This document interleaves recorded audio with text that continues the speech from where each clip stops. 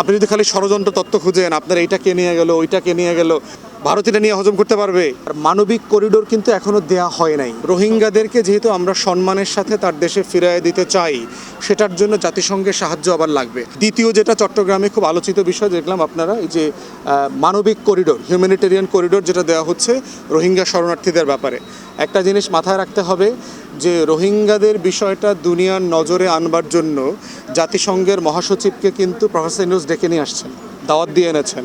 এবং আমাদের মতো দেশে জাতিসংঘের মহাসচিব 4 দিনের সফরে আসেন না, এই ধরনের দেশে 6 ঘন্টার সফরে আসেন, 8 ঘন্টার সফরে আসেন। অতএব বুঝতে হবে যে প্রফেসর ইউনূসের সাথে সম্পর্কের কারণে আমরা এটাকে কতটা গুরুত্বের সাথে বিবেচনা করতে পারিয়েছি ওনাকে দিয়ে। অতএব রোহিঙ্গাদেরকে যেহেতু আমরা সম্মানের সাথে তার দেশে ফিরিয়ে দিতে চাই, সেটার জন্য জাতিসংঘের সাহায্য আবার লাগবে। আবার একই বিষয় নিয়ে উনি বেইজিংয়ের সাথে কথা বলছেন, একই বিষয় নিয়ে উনি পশ্চিমের সাথে কথা বলছেন। অতএব সর্বাত্মকভাবে চেষ্টা করে এই রেফিউজি ক্রাইসিসটাকে কিভাবে সমাধান করা যায় সেটা দেখছে। আর মানবিক করিডোর কিন্তু এখনও দেয়া হয় নাই।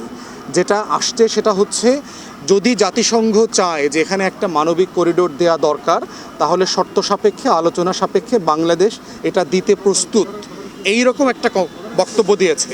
এই বক্তব্য মানে এটা না যে ওখান থেকে বর্ডার ইতিমধ্যে দিয়ে দেওয়া হয়েছে, দেওয়া হয় নাই, সব কিছু বাংলাদেশের আছে।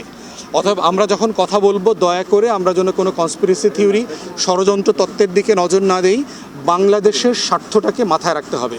যেটা এবি পার্টি সবসময় বলে যাচ্ছে, সবার আগে বাংলাদেশ। বাংলাদেশের জন্য যা যা করণীয়, বাংলাদেশকে ডেভেলপ করবার জন্য, চিটাগংকে ডেভেলপ করবার জন্য, বাণিজ্য নগরীকে গ্লোবালি নগরী করবার জন্য যা যা দরকার, আমরা তার সবটুক করব। সিঙ্গাপুরটা দেখেন, অল্প একটু দেশ, ছোট্ট রাষ্ট্র, এই চিটাগংয়ের আপনি জেলা টেলা যোগ করলে এতটুকু একটা দেশ।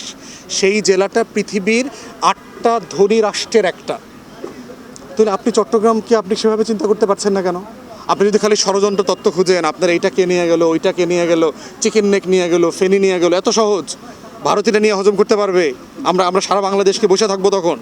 ইম্পসিবল একটা ব্যাপার, রিয়েলিটির মধ্যে নাই। অতএব এই জন্য আমরা বোধ করছি যে অন্তর্বর্তীকালীন সরকারকে আমাদেরকে সমর্থন করা দরকার।